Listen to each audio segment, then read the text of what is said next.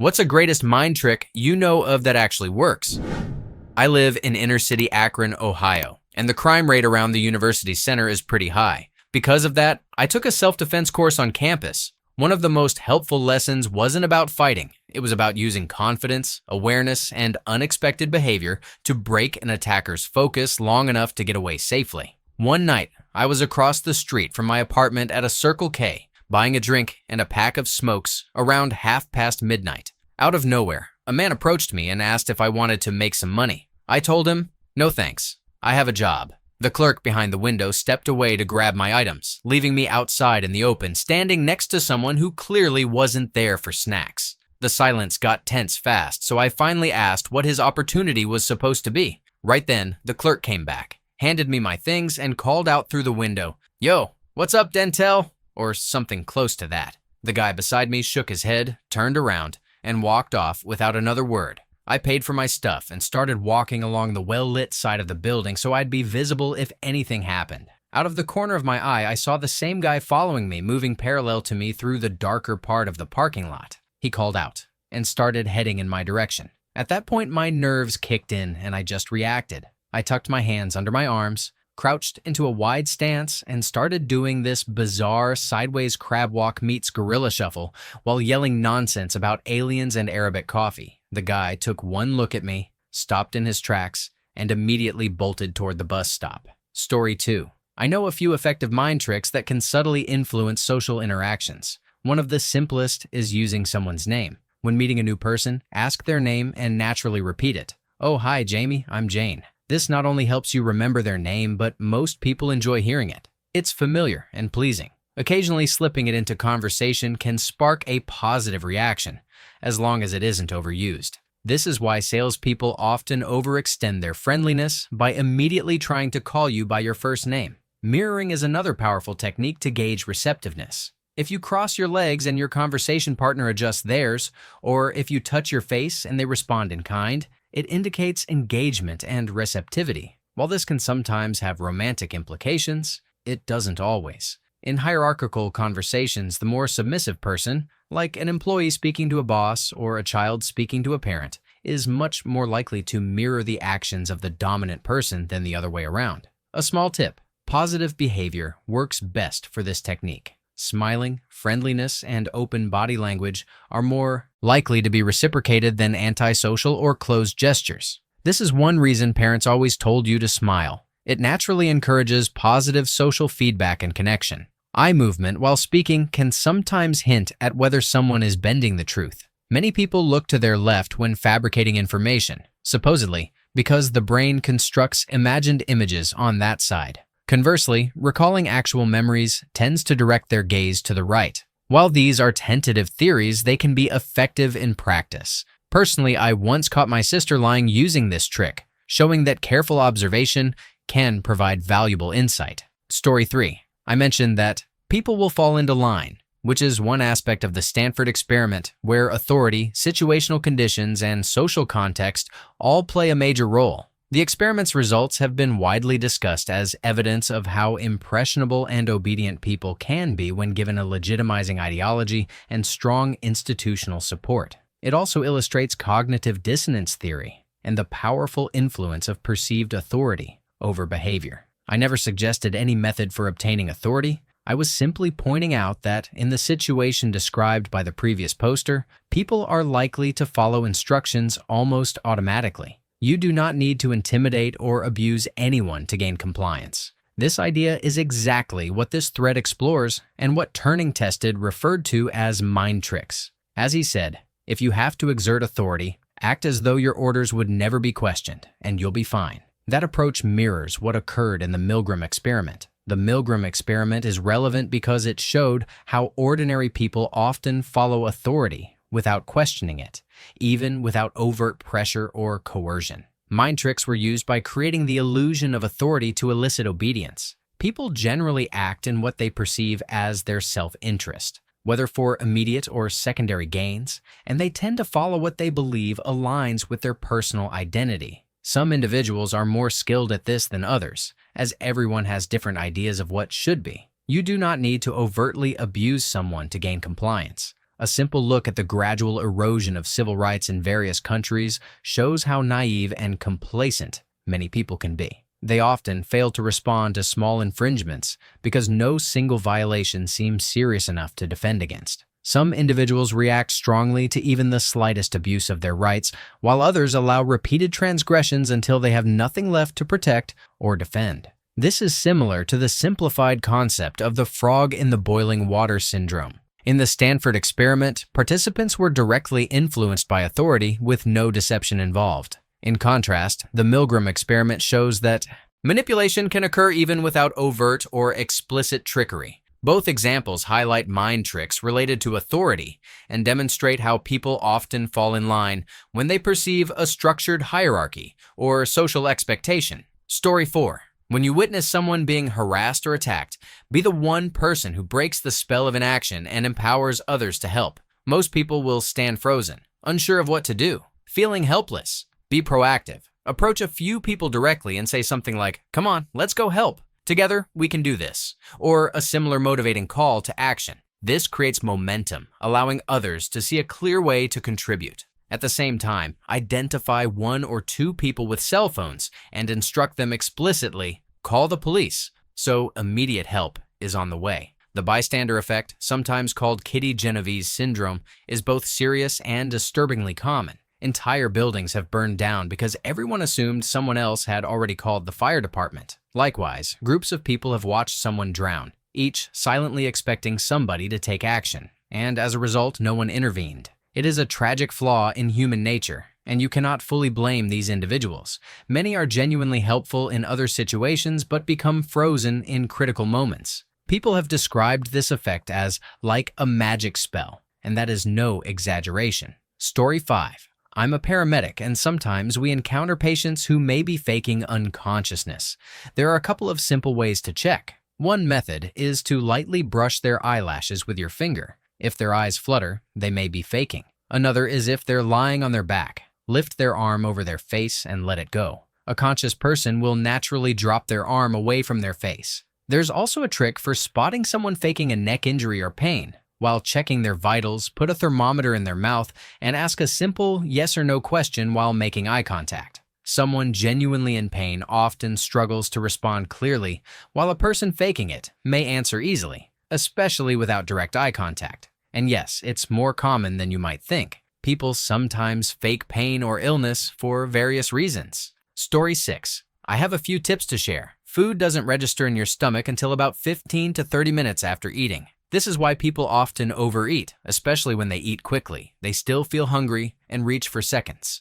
A simple trick is to eat a small portion and wait 15 minutes before deciding if you want more. Most of the time, you'll no longer feel hungry, even if your first serving was very small. The craving for dessert often comes from the mind's desire for a quick burst of roughly 30 calories to help with digestion. A mint can satisfy both your stomach and your mind without the extra sugar of a traditional dessert. Finally, the human mind can reliably remember about 7 items in succession. This is why phone numbers and license plates often have 7 characters, not counting initial or international codes. If you need to memorize more, break the information into smaller chunks of 5 to 7 items for easier recall. One of the most strongly encoded memories in your mind is childhood nursery songs. If you need to memorize something, try changing the lyrics of a song you know perfectly, like "Twinkle, Twinkle, Little Star," to include the information you want to remember. Sing it to yourself often, and you'll naturally associate the song with the new lyrics,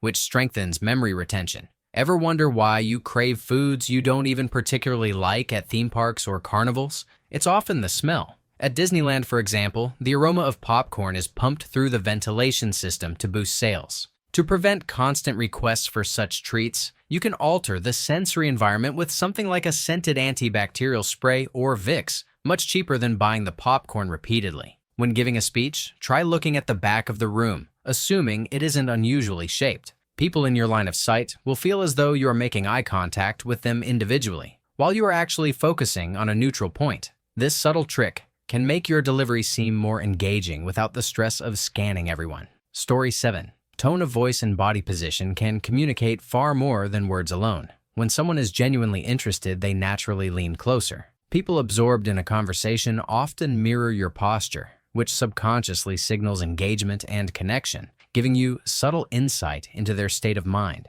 You can also gauge thoughts without direct eye contact. For instance, someone in a position of authority, like an interviewer, may lift their chin to show disapproval, reflecting their disagreement while affirming themselves. If they straighten their back while doing this, they have likely already made up their mind. If they lean back while lifting their chin, they may disagree but remain intrigued. The chin-up gesture can be countered by subtly mirroring their posture. This signals that you are genuinely interested in them or their words, making them more receptive. In situations of scrutiny, it conveys that you are open to guidance, essentially saying, "This is my perspective, but I am willing to set it aside because I value yours." Interestingly, this often has the same effect as if they had spoken their thoughts aloud, creating the impression that you are on the same wavelength. Smiles can also be detected without direct eye contact, as your peripheral vision easily picks up these cues.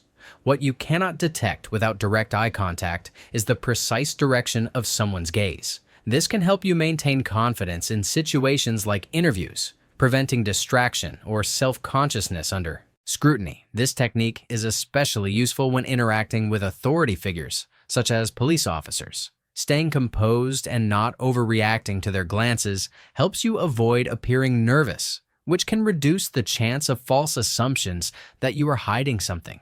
Conversely, acting nervously when an officer looks toward your pockets may unintentionally prompt a quicker search, showing the power of controlled body language and subtle awareness. Story 8. Confidence can be surprisingly powerful, even in small or seemingly impossible challenges. To impress without needing perfection, make bold claims about your ability to succeed immediately. For example, if you're holding a hat and there's a hat rack across the room, confidently announce that you can throw the hat onto the rack and then attempt it without hesitation. 9 times out of 10, you will fail. Laugh it off and move on. Because here's the secret: no one remembers the failures. After all, the task was clearly impossible. What people do remember is the 1 in 10 times you succeed. That moment makes you appear confident and highly capable, which sticks far more firmly in people's minds than any failed attempt. Even the confidence you show while trying, regardless of the outcome, signals that you are self-assured and competent. For low-confidence individuals, this is a simple but effective trick to appear impressively bold. The key is to act naturally, casually, and without overthinking. Simply state that you will do it, and then do it immediately. I had the perfect example of this last week.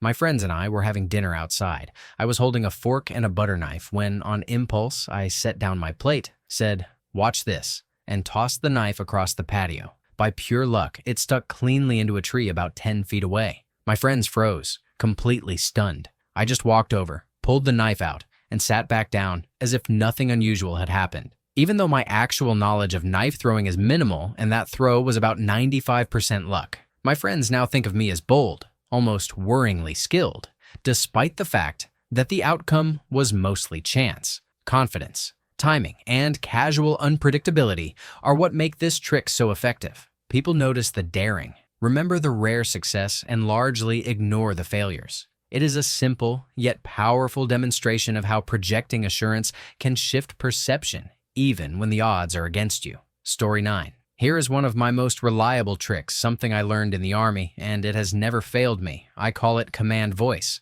The idea is simple. Do not raise your voice, lower your tone. Speak with a deeper sound, slightly louder than normal, and deliver the order as if it is already a done deal. Practice on dogs. Sit does not work. Sit works. Do not look aggressive, angry, mean, or uncertain. Just give a command as if it will be followed, or else. Works like a charm. Once you can get a strange, large, bully-type dog to obey the first time, every time, you can do the same with people. I was approached by an aggressive, fit, clearly altered guy outside a bar. Long story short, he accused me of stealing from him and blocked my only way out with my bicycle. He even put his hand on my bike as if to keep me from leaving after I unlocked it. I looked him in the eye, lowered my tone, and said in my best command voice, "Get your hand off my bike, wusshead." To my surprise, he did, immediately, like the words stunned him. He then walked into the bar and tried to snatch a young woman's purse. I asked everyone nearby to call the police so I could stay alert and keep the situation from getting worse until help arrived. He was nearly tased, and I was quite sad that he was not. Story 10. Imagine walking into a store, certain you are in control of your choice, only to realize later that you were being quietly steered the entire time. That is exactly what happens with TVs. Either you are blind to it, or you are immune in a very specific way. If you came in searching specifically for a Samsung 42-inch LCD TV, nothing else, studied the reviews, knew the features you wanted, and were getting it at that price, then congratulations. You are effectively immune. If, on the other hand, you just wanted a TV, left with one, and felt it did not meet your expectations, then you were blind to it. Even before you spoke to us, your perceptions were being guided.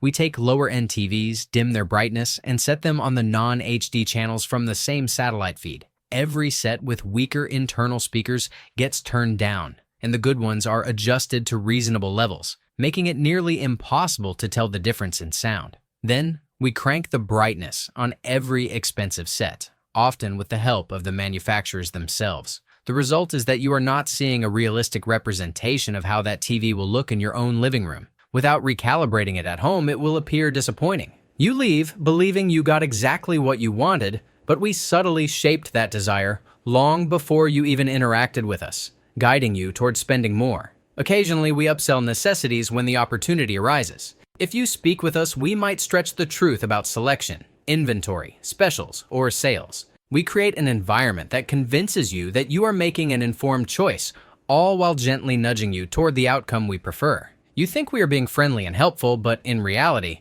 we have quietly directed your decision from start to finish. Story 11. Ever walked into a room, completely confident you remembered everything on your shopping list, only to stand there staring at the shelves, wondering, what the heck was I supposed to get? That's exactly where this memory trick comes in, and it's surprisingly fun. With a bit of practice, you can recall long lists with ease for years. The secret is to mentally link each item in order using vivid, bizarre, or distinctive images. The stranger, the sillier, the more unforgettable. For example, say your random list of nouns is moon, weight, bacon, shark, spaghetti. Picture yourself trying to balance the entire moon on a set of scales. It's massive, obviously too heavy to weigh, and completely ridiculous. Then, imagine a heavy cartoon-style weight made entirely out of bacon, layered thickly, with 10 tons written in fat across its side. Next, see a strip of bacon swimming menacingly through the ocean, shark-like, while smaller meats scatter in fear from its crispy jaws.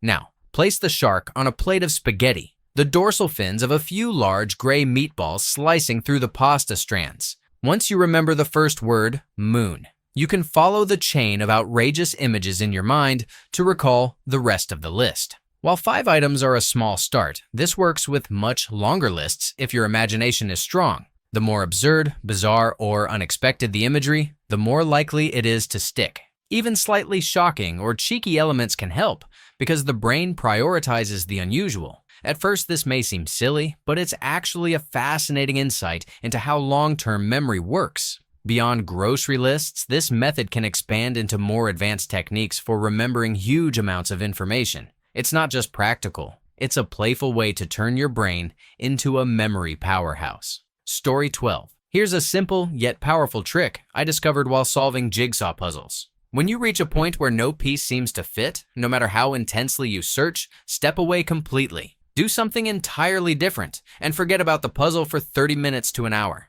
When you return, you'll find that 7 times out of 10, your mind spots connections you couldn't see before, and the pieces suddenly begin to fall into place. This principle works beyond puzzles too, especially with tasks that require creative problem solving. Lateral thinking puzzles are a great way to practice this technique. As a bonus, here's a related method that uses the same psychological principle, drawn from one of my favorite books, The Conquest of Happiness by Bertrand Russell. Page 63. Russell explains that when faced with a difficult writing topic, the best approach is to focus intensely on it, applying the greatest concentration you can manage for a few hours or days. Then give orders, so to speak, that the work proceed underground. After some months, return to the topic consciously and discover that much of the work has already been accomplished by your mind in the background. Before discovering this technique, he would spend months worrying about making no progress, yet the solution never arrived any faster. Those months were wasted in anxiety by allowing the mind to work. Subconsciously, you can devote the intervening time to other pursuits, making progress without frustration. This approach isn't magic. It's a reminder that sometimes the best progress happens when you give your mind the space to work in the background. I hope you find it as helpful as I have. Story 13. Ever wondered how to train yourself as effectively as you would train a dog? The same principles work on humans, even on yourself. The key is pairing small rewards with desired behaviors. It could be a bite-sized piece of candy or a glance at an attractive celebrity. Anything that gives your mind a positive signal. Practice the behavior, then immediately reward yourself. For instance, if you constantly forget to take out the trash, split it into 5 smaller bags instead of 1 large one. Take out a single bag, then reward yourself 5 separate times with short breaks in between. This creates a mental link between action and reward, helping the behavior stick long enough to form a habit. Breaking bad habits works just as effectively with intentional repetition. When you catch yourself performing an undesired action, back up and redo the situation the way you want it to happen.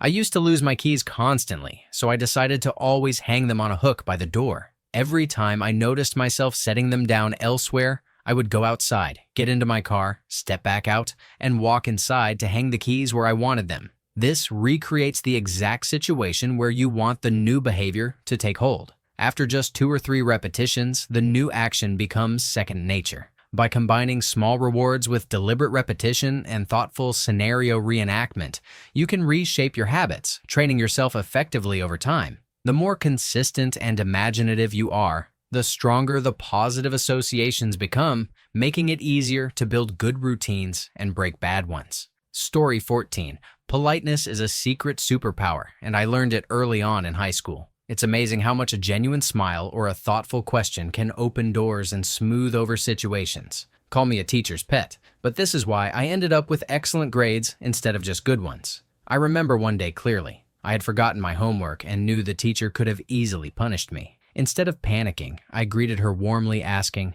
"Good morning, Ms. Thompson. How was your weekend?" She smiled, and I could tell she felt noticed. The small gesture didn't erase the missing homework, but it shifted the mood. She let me explain and didn't mark it against me harshly. Politeness works in many subtle ways. Using your phone in class, chewing gum, or arriving a little late. Things that normally irritate teachers can often be overlooked if you demonstrate genuine interest in their life or well-being. Ask questions like, "Hey, Mr. Smith, feeling better after being sick?" Smile when you enter the room. Respond to their jokes sincerely and make them feel valued. This approach requires careful observation. Not every personality reacts the same way. Alpha personalities, strict or highly authoritative types, may not respond positively and might even dislike you for trying. The trick is to read the room and adjust. For those who do respond, politeness paired with attention can turn ordinary situations into advantages. I had my share of remarkable moments using this. Once, I was caught cheating on a final exam. Instead of punishing me outright, the teacher pretended not to notice. On other occasions, teachers adjusted grades on assignments I performed poorly on so I could pass the class, or let me skip detentions for tardiness. Small gestures of respect, combined with careful observation, often led to unexpectedly favorable outcomes. I'm not encouraging manipulation for selfish gain, but being genuinely polite and thoughtful can act like a shield and a key at the same time. It opens doors, reduces friction, and helps navigate situations where rules and human judgment intersect. Master this skill early, and life tends to smooth itself out in surprising ways. Story 15. I've discovered a memory trick that feels almost magical, and it works every single time for me. I hope it helps others just as much. It's perfect for those moments when you absolutely must remember something, but tend to forget right when it counts. For example, imagine you need to pick up a special shampoo from a store on your way to work, but no matter how many times you tell yourself,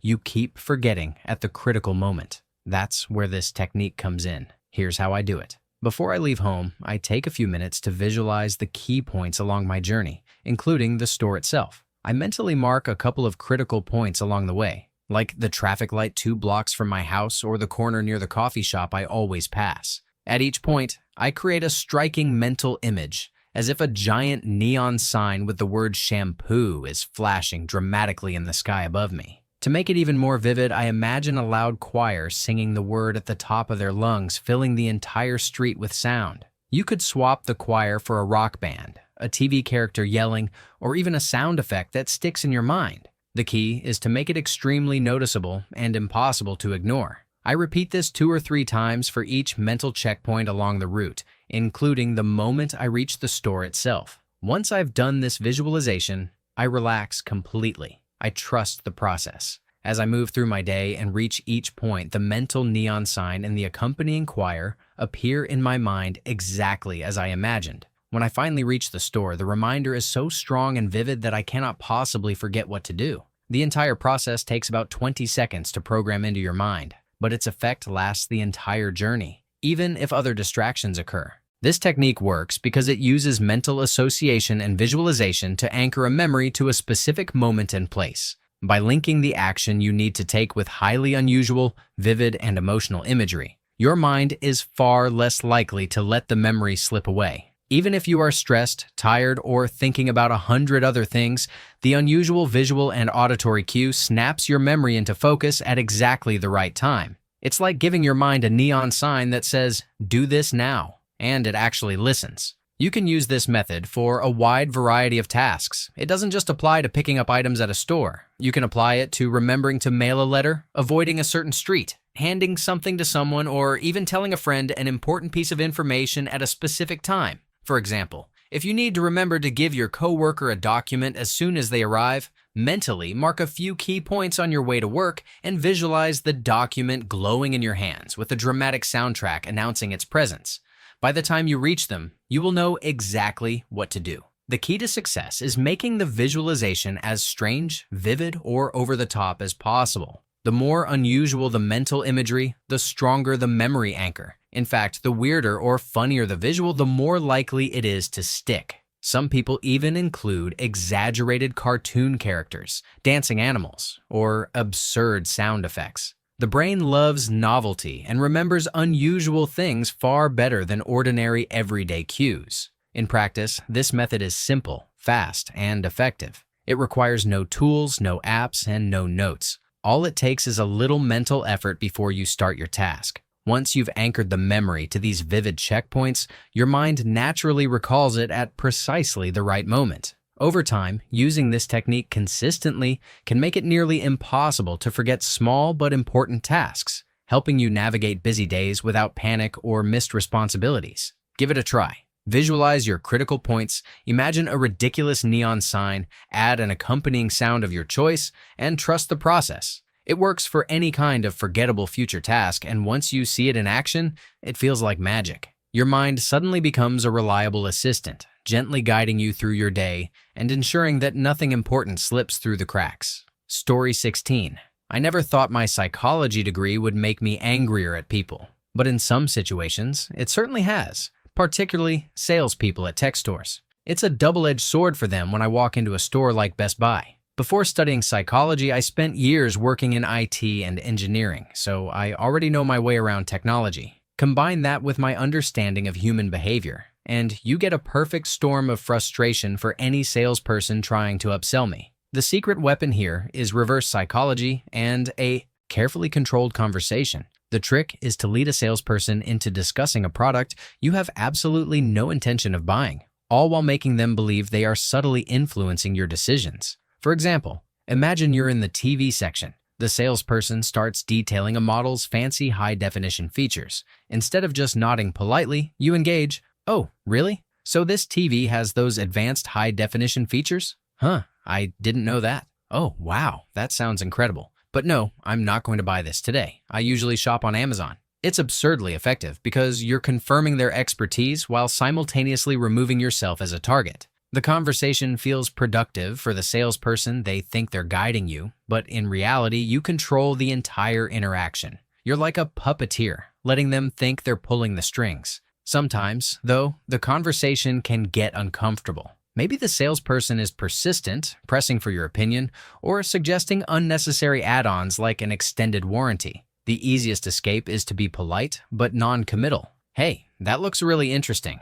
I'm going to check out a few more things and I'll be back." This simple line disengages the salesperson without offending them, giving you the freedom to explore the store on your own terms. Psychology also teaches the power of open-ended questions. They are non-directive and don't carry implicit assumptions, making them extremely effective both in therapy and, surprisingly, in confusing salespeople. For instance, instead of asking a judgmental question like, "Why don't you manage your drinking problem?" a psychologist would phrase it as, "How do you manage your drinking problems?" The first version pressures someone into defending themselves, whereas the second invites a discussion that provides insight without judgment. You can apply the same principle to frustrating salespeople. When a salesperson says, "Why don't you buy the extended warranty?" you don't just respond with a simple refusal. Instead, turn their question back on them. "Excuse me, I have a very tight financial situation. Are you implying I can't afford the extra warranty?" That single question completely disorients them. It throws their carefully rehearsed sales script into chaos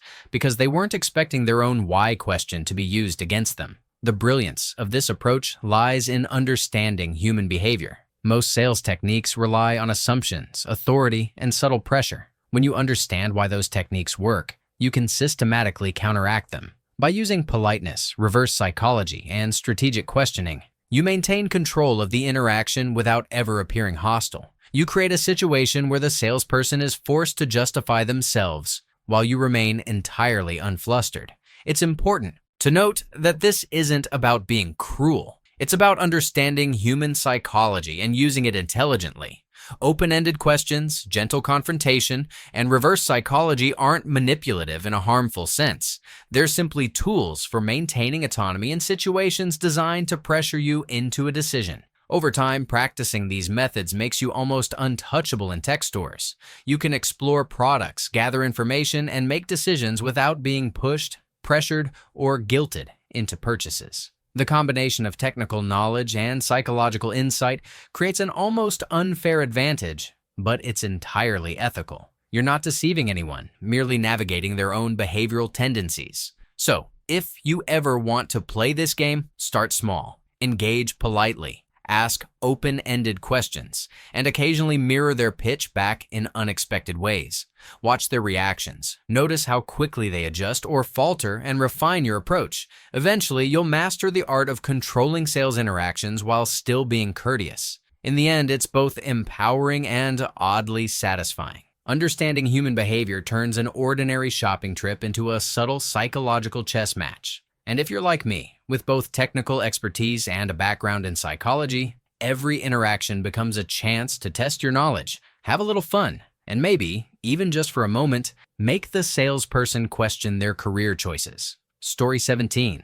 Here's a mind trick I love, and it's surprisingly revealing about how easily our brains make up rules that don't exist. It works best with a buddy, a piece of paper, a pen or pencil, and a timer. The goal is simple. Fill 30 circles, arranged in 6 across and 5 down in 1 minute. But the trick isn't the circles themselves, it's your mind. I tried this with my friend Jake one weekend. We were bored and wanted to test how our brains worked under invisible constraints. I handed each of us a blank sheet of paper, a pen, and set the timer for 1 minute. Then I explained the rules. We had to draw 30 circles in a grid, 6 across and 5 down, and then fill in the circles within 1 minute. Pretty simple, right? I went first to demonstrate. I picked the first 3 circles and drew a happy face in the first, a baseball in the second, and a small planet in the third. I held up my sheet and said, "See? Something like this. Do whatever you want, just fill the circles in." Jake raised an eyebrow, but nodded. I could tell he was already overthinking. "Ready?" I asked. 1 minute starts now." We both started filling in circles. I went fast, throwing in some smiley faces, stars, and random letters. Jake, however, was struggling. He hesitated on each circle, muttering, "Wait, can I repeat things? Should they all be different?" I realized what was happening. Jake's brain had imposed rules that weren't there. He assumed the circles needed to be unique, perfectly drawn, and somehow meaningful. Classic case of functional fixedness. His mind was locked in. Halfway through the minute, I looked over. Jake had only 10 circles filled. I was already done with 30, laughing at my mix of randomness, planets, tacos, numbers, and a giant smiley face wearing sunglasses. I pointed to him and said, "Dude, there are no rules. You can draw anything." He froze, blinking like I had just revealed some secret magic. That's the beauty of this mind trick. People naturally assume limitations that don't exist. The instant Jake realized he didn't need to follow any imaginary rules, he started filling the remaining circles like a man possessed. Smiley faces, baseballs, random letters, a tiny dog here, a banana there. He went wild. The timer beeped. We looked at our sheets. Mine was a chaotic mix, and Jake's looked almost equally ridiculous, but he was grinning ear to ear. We laughed for a good 5 minutes. The trick worked perfectly. This exercise demonstrates how easily our minds impose structure and rules that are not real. Most people assume every new task has hidden instructions, patterns, or limitations. Once those assumptions are challenged, creativity flows naturally. Later, I asked Jake how he felt before and after realizing the trick. He admitted he was nervous and constrained at first, worried about doing it wrong. But once he understood there were no rules, he felt liberated. That aha moment is the magic of the mind trick, showing someone how their own assumptions limit them. You can use this trick in many situations, not just circle grids. It's a simple demonstration of cognitive bias, self-imposed limitations, and mental flexibility. It's also fun. You can do it in classrooms, workshops, or just at a coffee table with friends. People always assume constraints, hesitate, overthink, and hold back. This exercise exposes that and makes it obvious in a way that's hilarious and memorable. Even better, you can extend it. Try repeating the experiment with numbers, letters, shapes, or doodles. Each time, your brain will instinctively look for rules that aren't there. The trick is simply to recognize those rules as imaginary and watch how your creativity explodes. So, the next time someone asks, "What's a mind trick you know?" tell them about the 30 circles. It's not about the circles themselves. It's about showing how easily the brain convinces itself that imaginary rules exist. Once those rules are gone, you're free to create, explore, and think in ways you never imagined. And the laughter you share while discovering it, that's just the cherry on top. Story 18. I'll be honest, I don't feel like getting punched in the face again. And no, I'm not exaggerating. That was one of the most awkward experiences of my life. But looking back, it taught me something important about social interactions, confidence, and what I like to call the confidence mind trick. Here's the scenario. You've been hanging out with a girl you like, flirting for weeks or even months. Everything seems fine. Laughs, playful teasing, casual touches. But then comes the moment that really counts. You're thinking about making a move, maybe a kiss, and suddenly your mind goes into overdrive. What if she says no? What if I ruin everything? What if I get punched?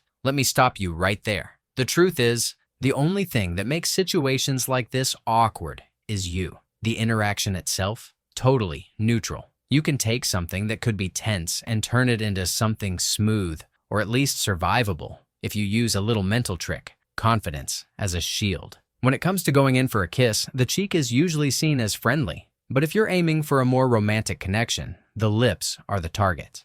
Lean in slow enough for her to realize what's happening. This allows her to stop you if she's not interested, which is a polite fail-safe built into human interaction. And here's the kicker. If she does stop you, it's not the end of the world. By the time most girls are around 18, they've experienced awkward kisses, accidental bumps, and clumsy moments so many times that they legitimately forget about them. It's only awkward if you make it awkward afterward. The trick is to lean in with intentional confidence. Girls notice confidence. They don't care about tiny flaws, stumbles, or awkward pauses. Confidence compensates for all of that. It's not always easy to just be confident, especially when your heart is hammering, palms are sweaty, and your brain is doing somersaults. But here's the mind trick. Fake it till you make it. Imagine you're James Bond, or whoever your suave role model is. Walk, talk, and lean in like you know exactly what you're doing. If you act like it's supposed to happen, your brain and hers will often treat it as normal. Here's another aspect people forget. Timing matters. If you've been flirting for months, there's a good chance the girl has already decided where you fit in her life. She has subconsciously assessed whether you're a potential romantic interest or just a friend. This decision often happens early, sometimes within the first few weeks. That means the odds of turning a friendship into something more later can be tricky, even if you've been building tension and rapport. It's not impossible, but you have to be realistic. Don't get hung up on one girl. Focus on creating strong, genuine connections overall and let things develop naturally. So, what do you do if you're nervous? Step back and breathe. Use the confidence mind trick. Remind yourself, leaning in for a kiss isn't life or death. If she's interested, she'll respond positively. If she isn't, she'll stop you politely. Either way, it doesn't define your relationship unless you let it. The mind trick is simple. You control the narrative by controlling your confidence. Your actions set the tone. When you act like a suave, composed person, the interaction often follows suit. Here's a pro tip I learned the hard way. It's better to take the small risk than overthink and freeze. Hesitation usually signals uncertainty or fear, which can create awkwardness out of nothing. When you lean in confidently, you take charge of the moment. Even if she laughs or teases afterward, it's far less awkward than letting anxiety dictate the interaction. And don't worry about past rejections or awkward experiences. They don't follow you unless you carry them there. Treat each interaction as a clean slate. Finally, remember this. Confidence isn't about being perfect. It's about showing intent and self-assurance, even if you're faking it. The brain, yours and hers, responds to signals of decisiveness. When you act like you know what you're doing, your brain releases subtle feedback that reinforces the behavior. That's the mind trick in action. You shape reality not by force, but by guiding perception, starting with your own. So, next time you're standing there, heart racing, thinking about leaning in, fake confidence, keep your intentions clear. And remember that awkwardness is optional. If it works, great. If it doesn't, shrug it off. The real magic isn't in the kiss itself. It's in mastering your own mind, using confidence to navigate uncertainty, and walking away knowing you handled yourself like a pro. Story 19. I actually learned this from my mother. If you're out and about and come across hooligans or other ne'er-do-wells who seem like they might become confrontational, you can walk up and casually ask for a light or the time. At first, they might be ready for a fight, but when they realize that you, on your own, have approached their group to ask something simple and unrelated to whatever they're doing, they will most likely just give you the light or the time. Then you can walk away feeling slightly bemused. I'm not saying you should seek out situations like this, only that it can help if you have to pass by something happening and they've already noticed you and you want to avoid trouble. Of the 3 times in my life I've been in this situation, it has always worked. Story 20. One of the most fascinating mind tricks I've ever observed in real life involves how people can be subtly influenced through confusion and cognitive overload. It's similar to the idea of shortchanging, but it isn't really about money at all. Instead, it exploits the natural limits of the human brain, how we process multiple conflicting pieces of information, and combines that with social expectations to influence behavior indirectly. Imagine this. A cashier is handling a perfectly normal, straightforward transaction. Everything seems routine. Then, a customer begins adding little complications. They hand over a bill, then change it, ask for specific coins, or decide to split the payment in multiple ways. They request multiple exchanges in quick succession or change their mind mid-transaction. Each adjustment forces the cashier to recalculate, track what has already been given or returned, and remain polite at the same time. Most people can handle 1 or 2 minor adjustments without stress. But as the steps pile up, even a skilled, experienced person begins to hesitate. They second-guess themselves, their attention splits, and their confidence falters.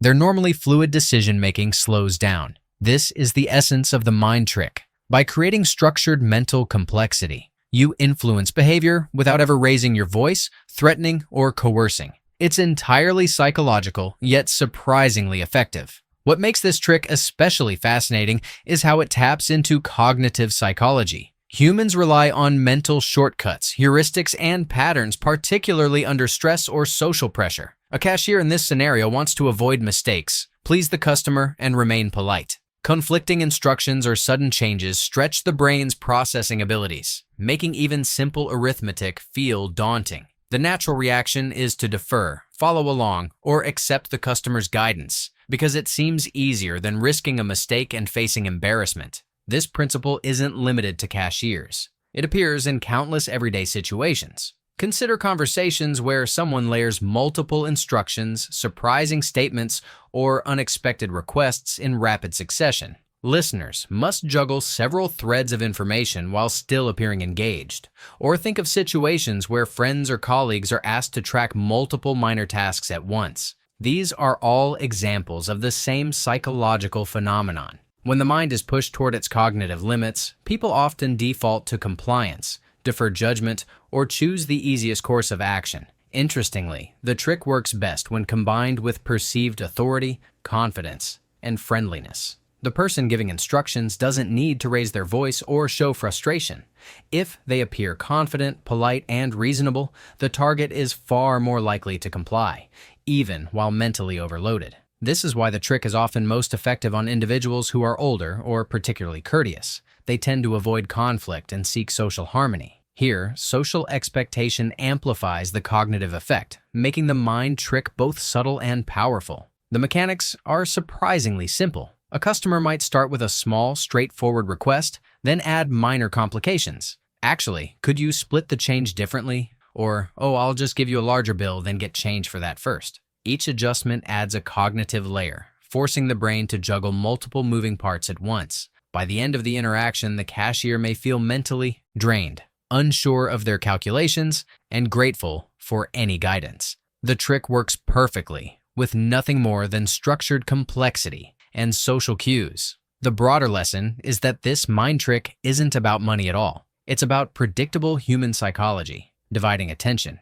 creating structured confusion, and leveraging social expectations can subtly guide behavior without overt coercion. It's a clear demonstration of just how easily our decisions and actions can be influenced when cognitive resources are stretched. Even more intriguing is how this principle extends to other areas of life. Negotiations, teaching, mentoring, and even casual social interactions can all involve subtle cognitive overload. Presenting multiple options at once, layering questions, or giving instructions in a slightly unpredictable order can guide behavior toward a desired outcome. The key is to remain calm, polite, and confident. Once frustration or aggression appears, the trick loses its power. Next time you notice someone struggling to process too many tasks at once, pay attention. Watch how their decisions shift. You'll see the same cognitive mechanism at work. This mind trick shows that human behavior isn't always rational or purely logical. It's heavily influenced by mental load, social expectations,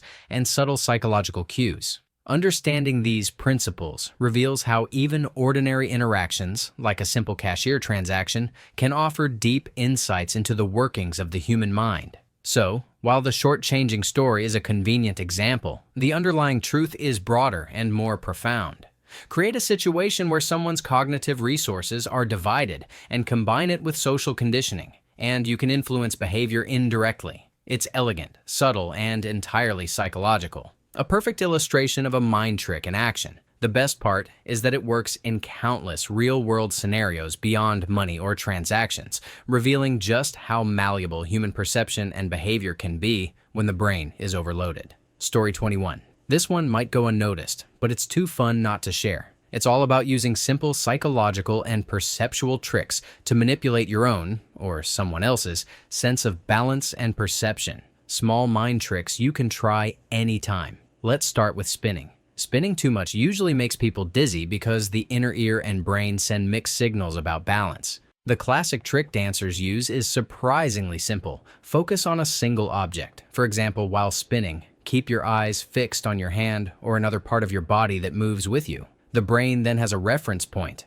reducing the conflict between visual input and inner ear signals. Another approach is to find a stationary object, like a lamp or poster, and whip your head around to refocus on it after each spin. Dancers call this spotting, and it's why ballerinas can pirouette seemingly endlessly without stumbling. The brain uses the fixed visual cue to continuously recalibrate balance, and with practice, dizziness almost disappears. If you've already spun too much and your head feels like it's full of cotton, there's a simple post-spin trick to reset your perception. Hold your hand in front of your nose so that each eye sees a slightly different part of it. Then hop lightly up and down a few times. This forces the brain to reconcile the two slightly different visual signals, quickly recalibrating your sense of balance. It's like giving your inner ear and eyes a little team meeting so they can agree on which way is up. You can also experiment with perceived weight and floating sensations. Stand in a doorway and press your hands against the sides, pushing outward and upward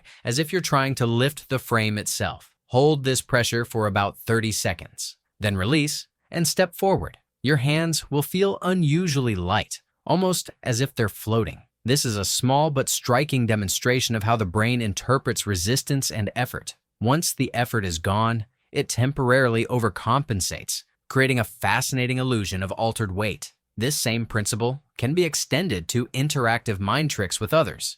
You can magnetize someone's hands, for example. Have them press their palms together firmly while you tap your fingers on them in any deliberate pattern for about 30 seconds, making it seem like some mysterious energy is flowing between you. Then, instruct them to slowly pull their hands apart. If done correctly, they'll feel an unexpected pull as if their hands are magnetically attracted. It won't work if they jerk their hands apart too quickly, but if they follow your slow, deliberate instructions, the illusion is surprisingly convincing. This is a perfect demonstration of how expectation, focus, and timing can trick the mind into perceiving forces that aren't physically present. The beauty of these tricks lies in how small adjustments in attention and expectation can dramatically change perception. You can make yourself less dizzy, feel weightless, or make someone else believe in invisible forces, all through simple, repeatable techniques. What's happening is essentially a dialogue between the brain's visual system, vestibular system, and motor system.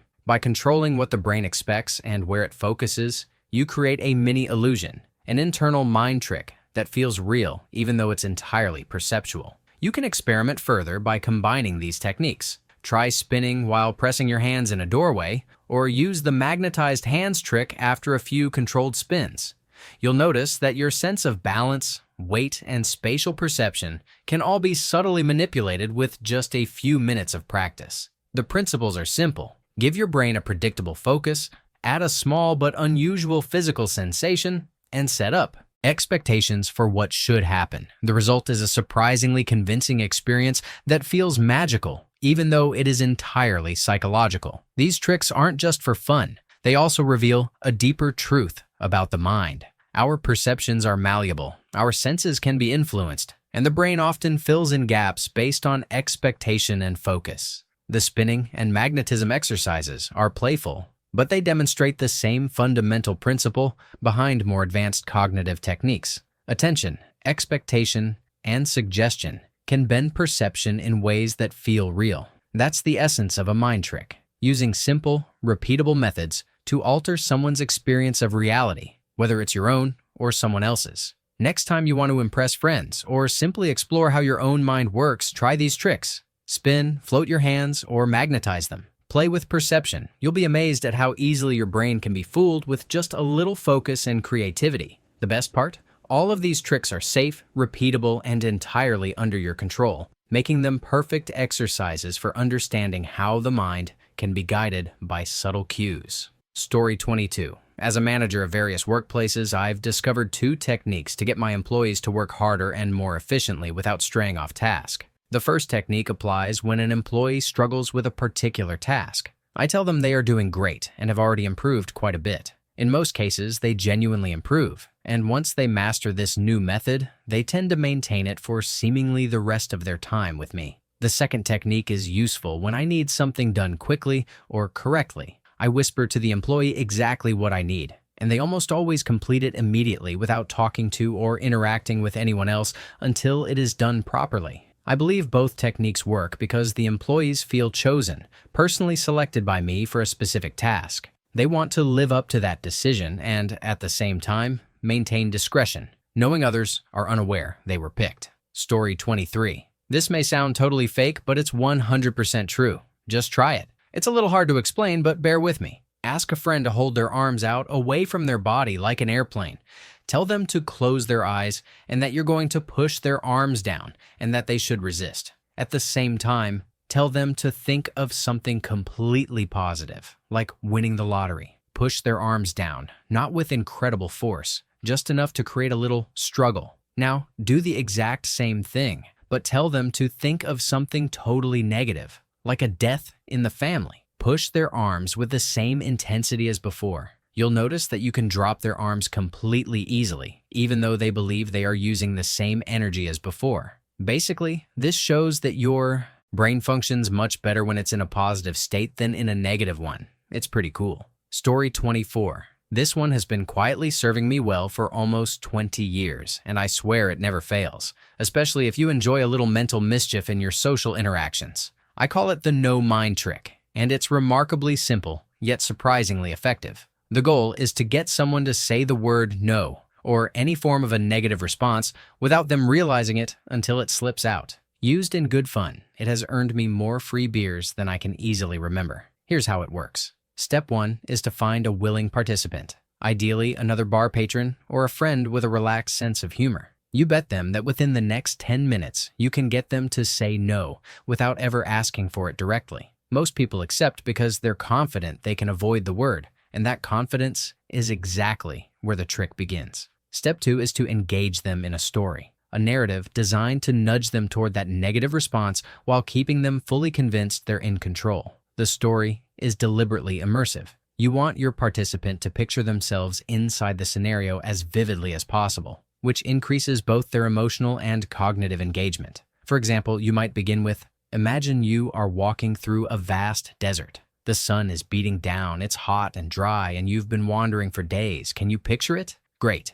Now, as you climb yet another rolling hill of sand, you suddenly lose a shoe. Do you leave it behind or keep going barefoot? At this point, most people actively engage, forming a mental image and contemplating the situation. You don't need their answer yet, just let them visualize it. Next, escalate the scenario with more intricate choices and questions designed to prompt a no without directly asking for it. For instance, okay, now further ahead, you notice an oasis. As you approach, you see a palm tree with a table in its shade. On the table are 3 drinks, a cold glass of beer, a cold glass of cola, and a lukewarm glass of water. Which do you drink first? By now, the participant is deeply absorbed in the scenario. They are so focused on making choices that their mind is fully engaged with the story rather than thinking about the wager itself. Now comes the subtle twist, the wall breaker. Once they've committed to an answer, you break the story's continuity abruptly. Lean back, shift your tone,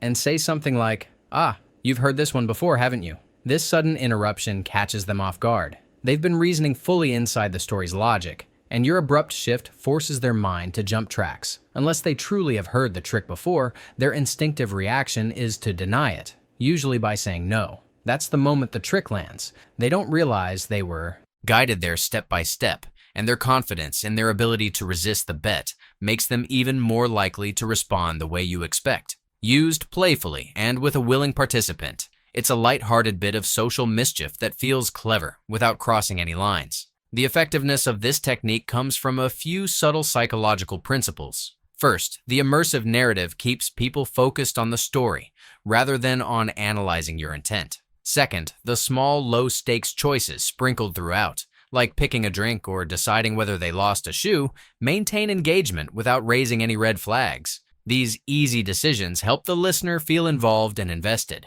The final twist works because it introduces an abrupt break in the flow. When the continuity shatters unexpectedly, the brain experiences a brief moment of dissonance and often reacts reflexively. That quick, almost automatic response is what makes the moment feel surprising and memorable. It's a playful use of timing, attention, and expectation that can make the interaction feel clever and fun without relying on anything heavy-handed. I've used this trick in countless social situations, from casual bar settings to gatherings with friends who think they're immune to mind games.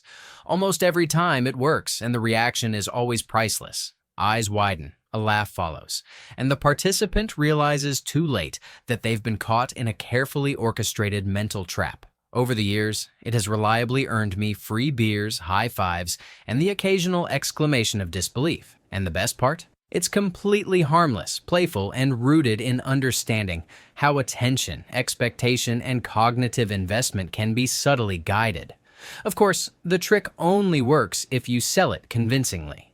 You need to make them feel smart and engaged while gently steering them toward the desired response. A confident tone, slight pauses for effect, and casual phrasing of the scenario all enhance the illusion. And if someone does catch on, it doesn't matter. The fun lies in the build-up and the clever use of the mind trick itself. Step 1. Make the bet. Step 2. Craft a vivid, engaging story with choices and gimme questions that guide their mind along. Step 3. Execute the wall-breaking moment with surprise and flair. Step 4. Watch them say no and enjoy the results, whether it's a free beer, a laugh, or just the satisfaction of seeing a simple mind trick work flawlessly. It's a small, playful way to show how our brains can be subtly guided by expectation, attention, and narrative control. Next time you want to impress friends or test someone's reflexive responses, try the no mind trick. The key is immersion, clever questioning, and the sudden break. Follow these principles and you'll be amazed at how predictably the mind reacts. The trick works best when your participant feels clever, confident, and completely in control, because that's exactly when the mind is most likely to fall into the subtle trap you've set. Thank you for watching. If you enjoyed this video, be sure to give it a thumbs up, subscribe, and hit the bell icon so you never miss an update.